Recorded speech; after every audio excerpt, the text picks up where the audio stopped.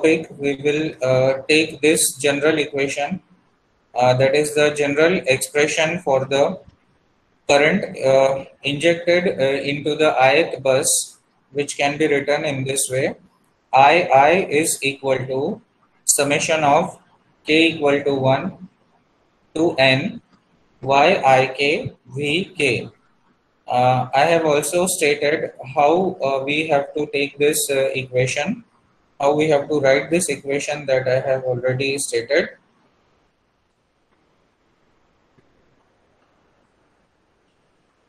So how to write this equation, that also we have already seen.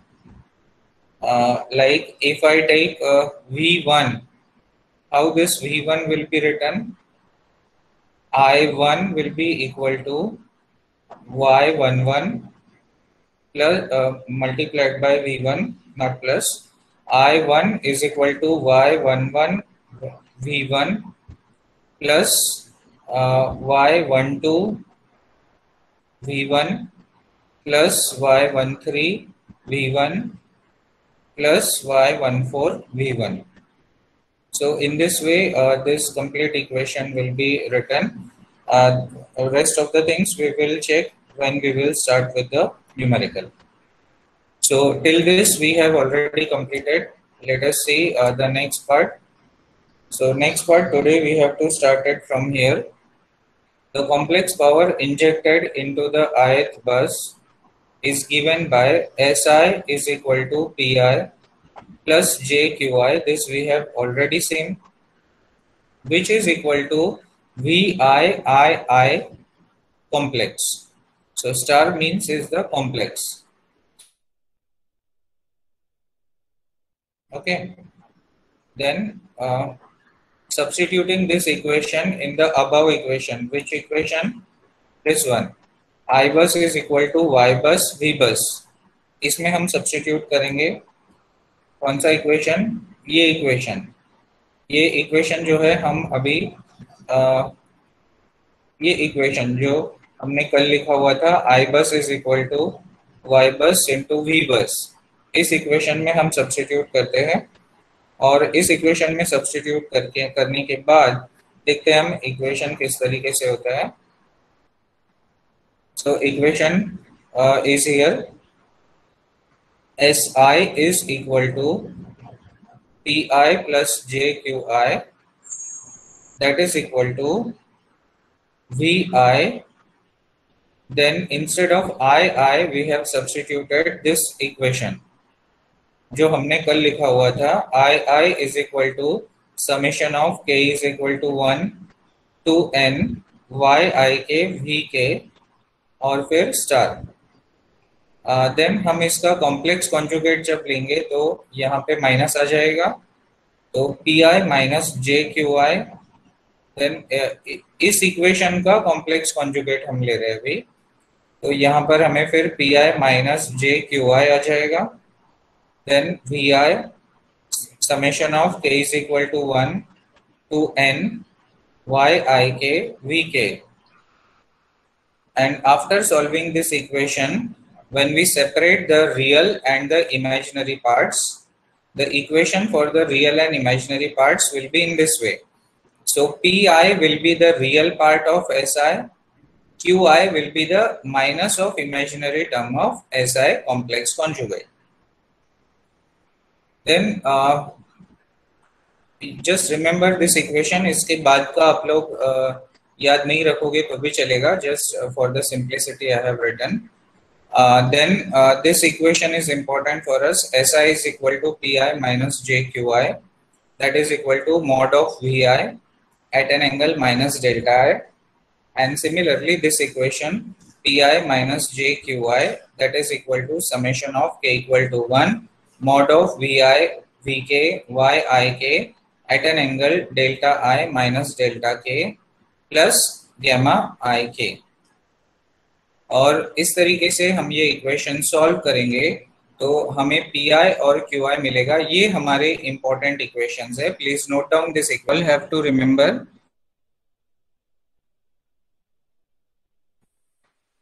ठीक है, हैं First equation is related to Pi and second equation is related to Qi. So Pi और Qi दोनों आपको याद रखना है. Next, let us see the equations for other two quantities. If you all remember, अगर आप लोग याद रखोगे तो हमने कल के लेक्चर में और इसके पहले के लेक्चर में भी पढ़ा हुआ है कि the first stage of the load flow studies is to calculate the four quantities. What are the four quantities? First quantity is P, that is active power. Second quantity is Q, that is reactive power. Third quantity is magnitude of voltage, mod of V. Or fourth quantity is the phase angle or load angle, that is delta. So recently we have calculated the equation for Pi or Qi. तो वहां से हमें Pi और Qi मिल जाएगा. What about Vi and delta I? तो Vi और delta I ये equation से मिलेगा जो आपके स्क्रीन के ऊपर है. ठीक है, तो ये इक्वेशंस फटाफट लिख लो.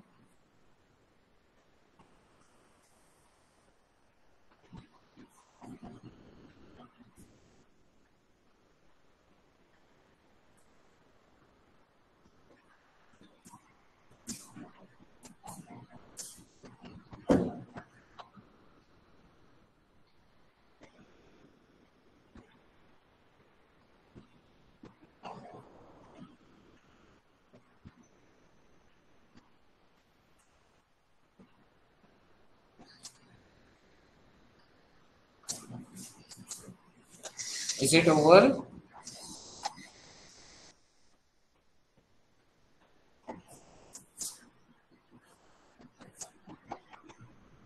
These equations which you have written, आप लोगों ने ये इक्वेशंस जो लिखे हो वी आई के लिए, डेल्टा आई के लिए, यहाँ से हमें क्या क्या मिलेगा? वी आई और delta I.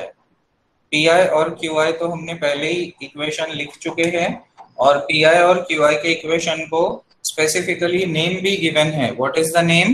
The name which is given to the equations for P I and Q I is the static load flow equations. बराबर, स्टैटिक लोड फ्लो इक्वेशंस ये नाम दिया गया है पी आई और क्यू आई के equations को. अब ये जो इक्वेशंस आप अपने स्क्रीन पे देख रहे हो, this equations are for the calculation of the V I and delta I. ठीक है, इस तरीके से हमें ये चार पैरामीटर्स जो है हमारे लोड फ्लो स्टडीज के, ये हमें मिलेंगे. चार पैरामीटर्स हमें स्टडी करनी है, पी, क्यू, वी आई और डेल्टा. तो ये चार पैरामीटर्स हमें इस तरीके से मिलेंगे. ठीक है, नोट डाउन करो और हो गया तो रिप्लाई करो.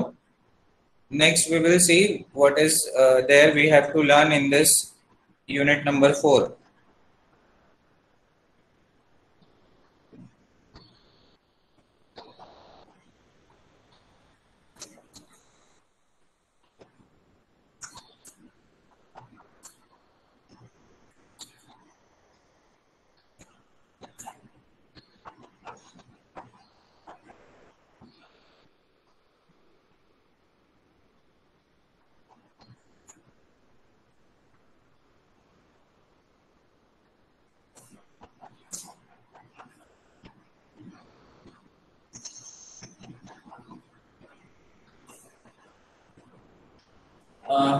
नेक्स्ट ये आपके स्क्रीन पे जो दिख रहा है, don't write it, I will just explain it. What are this things? ये क्या है वो मैं एक्सप्लेन कर देता हूँ आप लोगों को. Mathematical modelling for the stage 2 quantities. Stage 2 is not in our syllabus. हमारे सिलेबस में स्टेज 2 नहीं है. This is something related to the post graduation studies.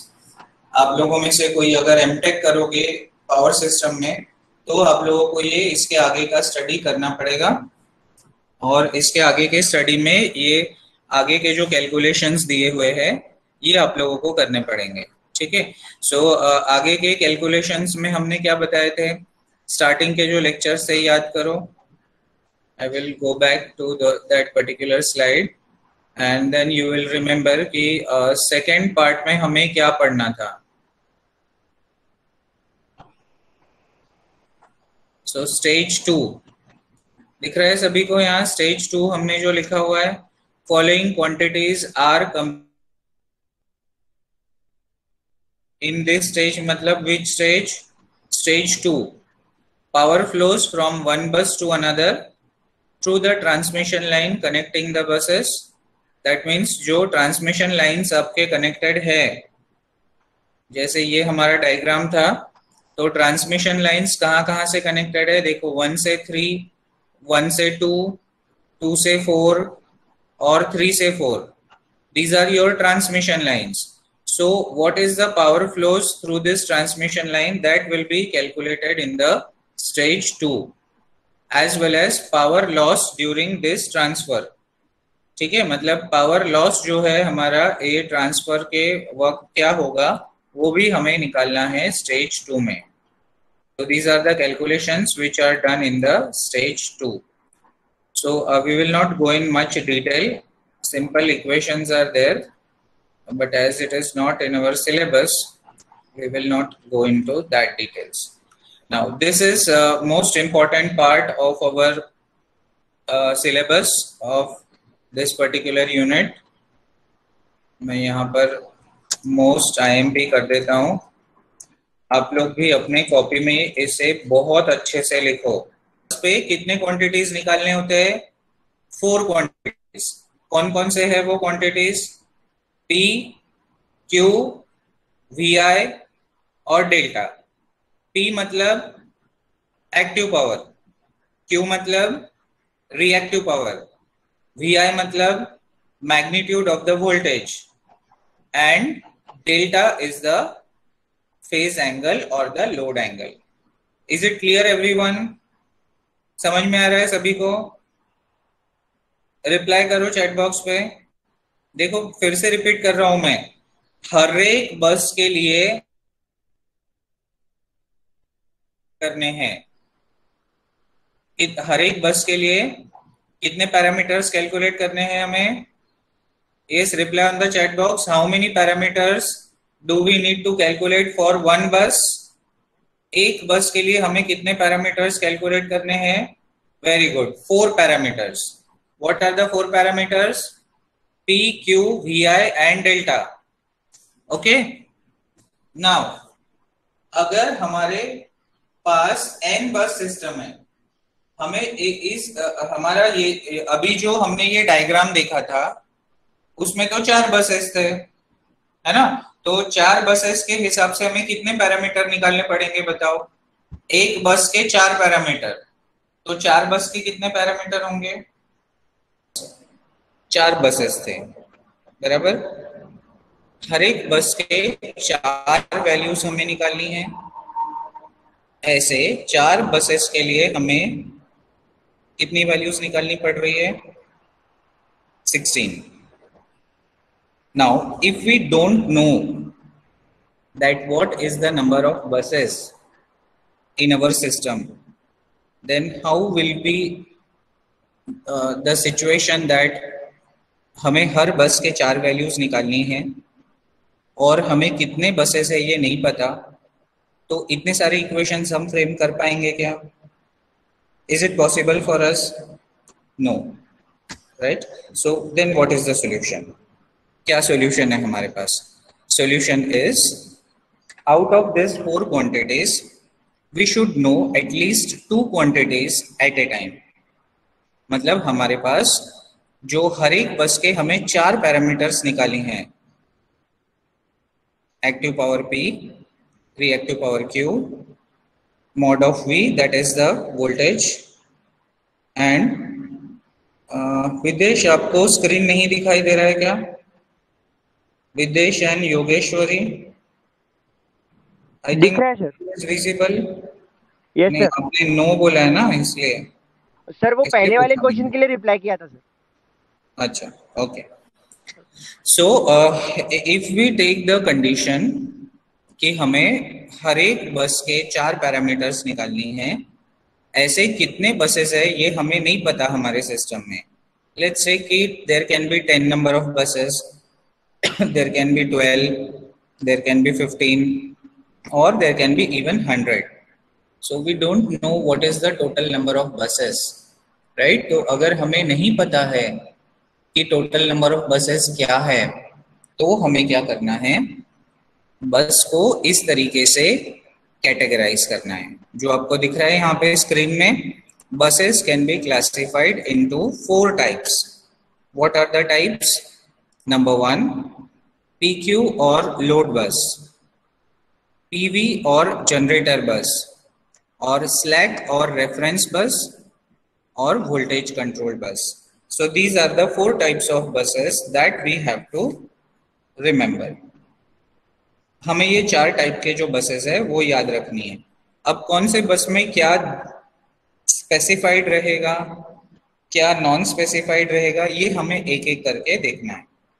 ठीक है, देखो सबसे पहले PQ बस.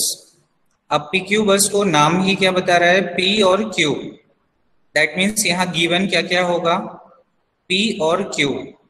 अगर P और Q गिवन है तो बचा कौन, P और Q अगर गिवन है. यस, रिप्लाई करो चैट बॉक्स पे. P और Q अगर गिवन है तो क्या बच गया जो हमें निकालनी है. Yes, reply fast. समझ में आया क्या क्वेश्चन? नहीं समझ में आया question? V and delta is the correct answer. So PQ बस में P और Q ये गिवन रहेगा और V और डेल्टा ये हमें निकालनी है. सिमिलरली अगर मैं PV बोलूं, PV में क्या क्या गिवन है, देखो नाम ही बता रहा है P और V. तो यहाँ पे क्या निकालना पड़ेगा, यहाँ क्या निकालना पड़ेगा बताओ, Q and delta. Very good. So PQ और लोड बस. अब ये PQ को लोड बस ही क्यों बोला जाता है, इसको क्यों जनरेटर बस नहीं बोला जाता है, और PV को जनरेटर बस ही क्यों बोला जाता है, PV को क्यों लोड बस नहीं बोला जाता है? We should know the justification behind that. देखो क्या जस्टिफिकेशन है. अब जब हम जनरेटर की बात करते हैं तो हम सभी को पता है कि जनरेशन का एक स्पेसिफिक वोल्टेज होता है कि नहीं होता है. जनरेशन जो है किसी भी वोल्टेज पे होता है क्या? जनरेशन अगर हम बोलेंगे, जनरेटर्स जो है कोराडी का पावर प्लांट, चंद्रपुर का पावर प्लांट या कहीं का भी पावर प्लांट ले लो, एक स्पेसिफिक वोल्टेज पे वो जनरेशन होता है कि नहीं होता है? बताओ, आप लोगों ने PSP में पढ़ा हुआ है. So what is the generation voltage in India? India में जनरेशन वोल्टेज क्या है जिस पे जनरेशन होता है पावर प्लांट्स में? 11 kV. So 6.6 kV and 11 kV is the correct answer. 6.6 kV पे भी जनरेशन होता है और 11 kV पे भी जनरेशन होता है. That means जनरेटर का हमें क्या क्या पता है? जनरेटर का हमें सबसे पहली चीज जो पता है वो है वोल्टेज, और दूसरा कि वो कितना पावर जनरेट करने वाला है. कितना पावर जनरेट करेगा मतलब एक्टिव पावर की बात कर रहे हैं हम.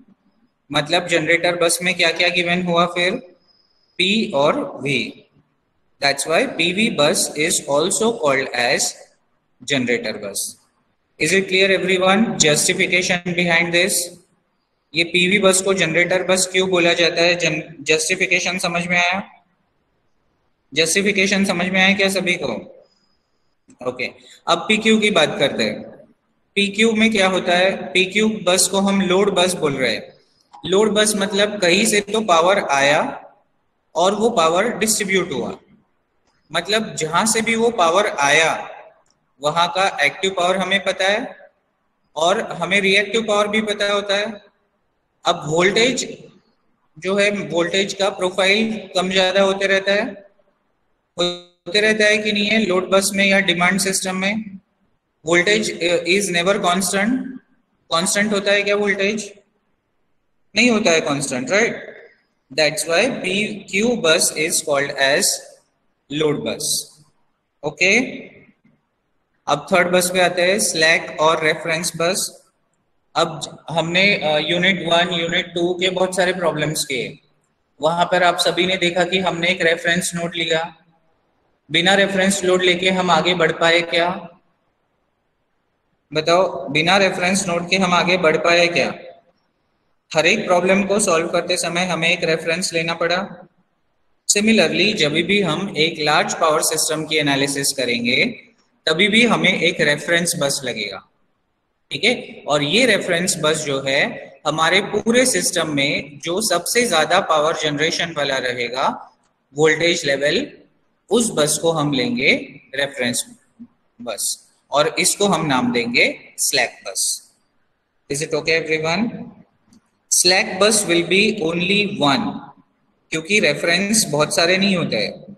रेफरेंस कितना होता है? कोई भी प्रॉब्लम लोगे तो रेफरेंस, कोई भी प्रॉब्लम लोगे तो रेफरेंस कितना होता है? 3-4 रेफरेंस होता है क्या कोई प्रॉब्लम में? यस, रिप्लाई करो। कोई भी प्रॉब्लम अगर हम लेंगे तो उसमें कितने रेफरेंस होते हैं? एक ही होता है कि नहीं? इसीलिए स्लैक बस जो है सिर्फ एक रहेगा। There will be only one slack bus in the entire power system network which is under study। मतलब हम जिस पावर सिस्टम नेटवर्क की स्टडी कर रहे हैं उस पावर सिस्टम नेटवर्क में सिर्फ एक स्लैक बस रहेगा, ठीक है। Next let us come to the PV और जनरेटर बस। अब मुझे बताओ, जनरेशन जो है हर जगह होता है क्या? जनरेटर्स हर जगह पे लगे हुए होते हैं क्या? ये बताओ मुझे, जनरेटर्स हर जगह होते हैं क्या? नहीं होता है। क्यों नहीं होता है? What is the reason behind that? The reason behind this is generators will be installed only in some specific regions। कहीं कहीं पर ही वो इंस्टॉल्ड होगा। ऐसा क्यों? क्योंकि जब हम जनरेशन की बात करते हैं तो जनरेशन के लिए हमें रॉ मटेरियल लगता है ना। Raw material may be in the form of coal, may be it may in the form of hydro power. Hydro power अगर हम बनाते हैं तो हमें वाटर चाहिए, कोल बेस्ड पावर प्लांट है तो हमें कोल चाहिए, न्यूक्लियर बेस्ड पावर प्लांट है तो हमें यूरेनियम, थोरियम, इसके डिपॉजिट्स चाहिए, right. So because of this reason we have very few power plants with us. हमारे पास पावर प्लांट्स बहुत कम होते हैं। क्यों ऐसे? क्योंकि पावर प्लांट्स के लिए जो रॉ मटेरियल लग रहा है वो हर जगह नहीं मिलता है, ठीक है। इसीलिए पीवी और generator buses will be only 15%, 15, I am repeating once again, 15%, 15% of the buses will be the PV और generator buses।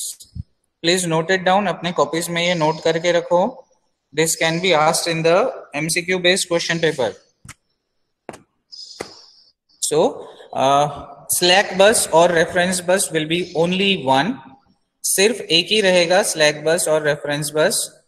PV और generator buses can be 15% and rest of the 85% will be the PQ or load bus, because you know that demand buses will be more in the system, है ना। मतलब अगर आप कहीं पर भी देखोगे डिस्ट्रीब्यूशन सबस्टेशंस जो है, distribution substations will be very large in number, whereas generation power plants will be very less in number, ठीक है। मतलब जनरेशन के जो पावर प्लांट्स है वो हम गिन सकते हैं हमारे उंगलियों पे, है ना। जैसे चंद्रपुर का power plant, Koradi power plant, Paras thermal power plant, ऐसे जो पावर प्लांट्स है ये बहुत ही गिने चुने पावर प्लांट्स है। That can be listed down in our copies. अगर हम कॉपी में लिखे भी तो हम एक एक नाम याद कर सकते हैं कि यहाँ पर हमारे जनरेशन स्टेशंस है। What about distribution? Distribution substation याद रख पाओगे? कितने सारे हैं हमारे महाराष्ट्र स्टेट में? इनके पूरे नाम याद रख पाओगे कहाँ कहाँ पर है? बिकॉज जनरेशन जो है बहुत ही कम जगह पर होता है, whereas distribution is spread out everywhere. हमें पूरे रिमोट इंटीरियर विलेजेस में भी पावर सप्लाई देना है, तो पावर सप्लाई देना है तो वहां पर डिस्ट्रीब्यूशन सबस्टेशन बनाना पड़ेगा, right. So that's why most of the buses in the power system will be of the category PQ और load bus. Is it clear everyone? सबको समझ में आया क्या बताया मैंने अभी? समझ में आया क्या क्या बताया अभी मैंने? Demand or load buses will be almost 85% in the power system network. Generation buses will be about 15%, and there will be only one bus which will be the slack bus or the reference bus. So we will stop here today. Tomorrow we will go beyond this. इसके आगे का जो power system load flow studies है वो हम देखेंगे, और देखेंगे कि किस तरीके से ये डिफरेंट बसेस जो हमने आज पढ़ा ये हमारे हेल्प होता है पावर सिस्टम एनालिसिस करने के लिए या लोड फ्लो एनालिसिस करने के लिए।